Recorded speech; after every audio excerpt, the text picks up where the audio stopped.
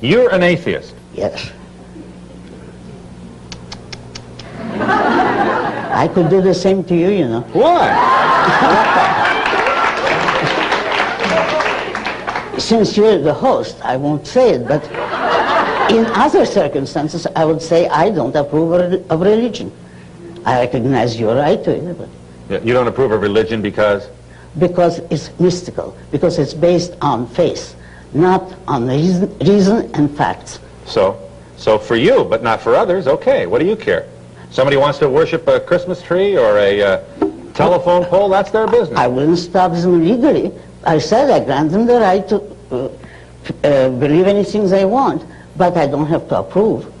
And the question was, I would say, you know, at them, yeah. But I would never pass any laws to stop them. Yeah.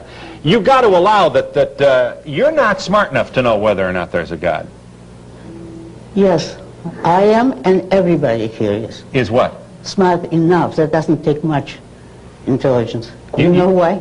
Why? Because you're not called upon, I cannot be called upon to know a negative or to prove a negative. If there is a God and you prove it, that's fine. But you can't tell me you can't know that there isn't.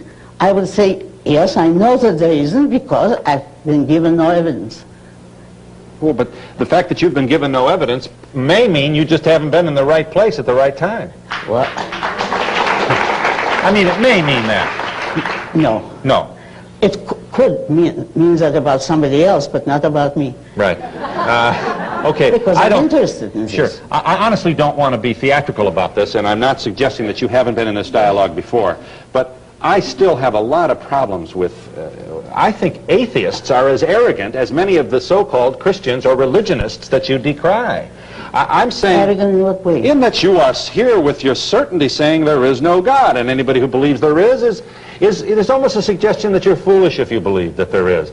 And I think that's a little arrogant and condescending if you... No, I don't call it foolish. I would have, if you want me to tell the truth, I think it's a bad sign psychologically. It is a sign of a psychological weakness, of a man who is afraid to stand on his own mind and his own responsibility. Mm-hmm. Because you see, the absence of proof has gone on for centuries. Mm-hmm. Every argument for the existence of God is incomplete, improper, and has been refuted, mm-hmm. and people go on because they want to believe. Well, I regard it as evil to place your emotions, your desire, above the evidence of what your mind knows. Okay, and I regard it as intellectually lazy to look at the universe and to suggest, as you seem to be doing, that this is all some accident. I didn't say that.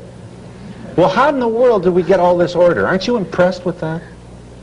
No, because the order is only in good cases in the minds of your scientists who are able to understand some part of it. Yeah. But there isn't an artificial order in the universe, and it's not chance. What would be the alternative? Nature. That the universe, and remember, the universe is everything that exists, has always been here. Because you cannot discuss or know anything about what was here before anything existed. A zero the question's doesn't absurd. exist. The question is absurd. That's what was right. here before there was something here? Exactly. If there was something here before there was something here, then there was Right. something there already. Exactly. And then we have to ask what was there first. That's right. All right. So all But I'm wait a asking, moment. Miss Rand, is... Excuse me. One thing, but that's what you're doing with the idea of God, speaking philosophically. True. You say you need someone to explain the order, but what will you then have to explain God? You have to take what exists as a fact, and you start with what exists, and you see how much you can learn about it. But aren't you really filled with wonder when you look up at the stars? No, and I don't like to look at them. I love this earth. You know when I'm filled with wonder? When I look at skyscrapers, at the man-made, at what men were able to achieve on their own, unaided, so-called mind, without the help of faith, desires, or any sort of mysticism. You know what you see in those skyscrapers? What? Lonely people with in baskets and out baskets and dead-end jobs and no creative challenge and bosses who don't appreciate what they're doing and underpaid exploitation on the part of many, many people who go in like cattle, filing into these ecological disasters that let too much heat in the summertime. You're an ecologist? All right, let me ask you. Would any human being, even a basket case, be better off in Iran or in Soviet Russia? Oh, well, no, of course not, but maybe... But wait, but the people who made, what I see when I see the skyscrapers is the men who devised them.